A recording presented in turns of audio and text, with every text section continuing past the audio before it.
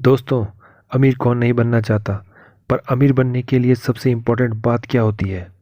बहुत से लोग सोचते हैं कि केवल बिजनेस से ही अमीर बना जा सकता है। सैलरी से कभी भी अमीर नहीं बना जा सकता। परंतु ये ज़रूरी नहीं कि केवल बिजनेस से ही अमीर बना जा सकता है। आप अपने आसपास में रहने वाले लोगों को देखें।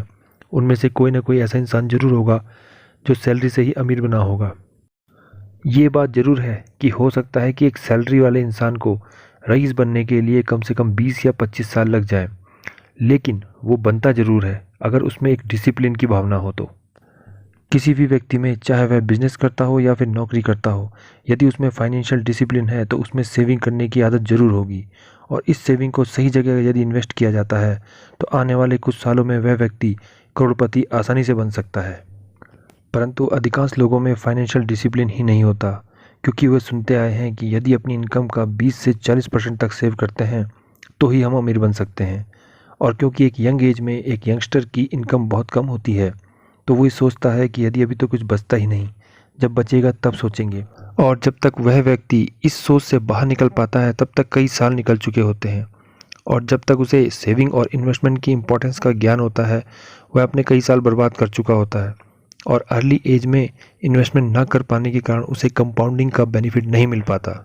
अर्ली एज में इन्वेस्टमेंट करने से आपका पैसा हर साल ग्रो होता है और हर साल मल्टीप्लाई होने से कंपाउंडिंग आपको अमीर बनाती है और आप अर्ली एज में फाइनेंशियली फ्री हो जाते हैं और आपको पैसे के लिए काम करने की कोई ज़रूरत ही नहीं होती है, क्योंकि आपका जमा पैसा सैलरी से मिलने वाले वेतन से कहीं ज़्यादा इंटरेस्ट ही आपको पे कर देता है।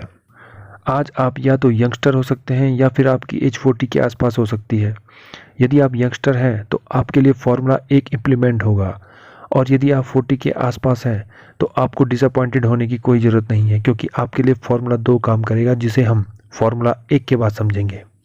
यदि आज आपने अपने करियर की शुरुआत की है तो आपको सिंपल फार्मूला अपनाना है। इन्वेस्टमेंट का यह फार्मूला है 50, 30 और 20, 50, 30 और 20। इस फॉर्मूले को समझने के लिए मान लेते हैं कि आज आपकी इनकम 20,000 है, तो आपको अपनी इनकम का 50% मतलब कि 10,000 रुपये अपनी नीड में खर्च करना है। नीड से मतलब उन बेसिक ज़रूरतों से है जिन पर खर्च किया जाना बहुत ज़रूरी है। जैसे यदि आप रेंट पर रहते हैं तो उसका किराया, यदि आपने लोन लिया है तो उसकी ईएमआई, अपने फूड बिल और क्लॉथ आदि का खर्चा। इसके बाद आपको अपनी इनकम का 30% यानी कि 6,000 रुपये अपनी वांट पर खर्च करना है। वांट नीड से अलग होती है। वांट आपकी चाहत होती है जिसके बिना आप रह सकते हैं, परंतु नीड मैंडेटरी होती है।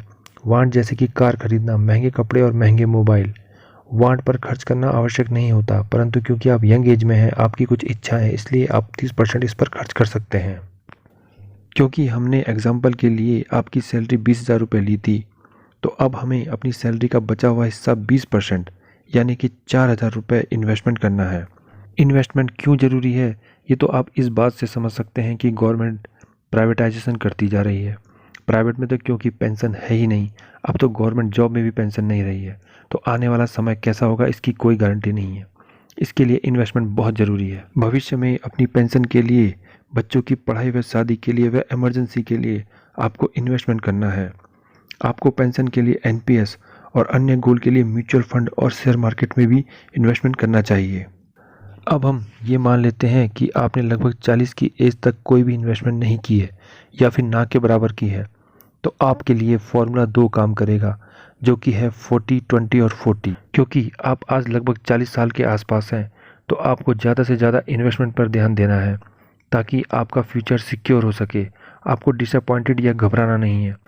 क्योंकि आज आपकी इनकम 20,000 से ज़्यादा होगी, तो मान लेते हैं कि आज आपकी इनकम 40,000 रुपये है, तो आपको अपनी इनकम का 40% यानी कि 16,000 रुपये सिस्टमेटिक इन्वेस्टमेंट प्लान के द्वारा सबसे पहले इन्वेस्ट करना है।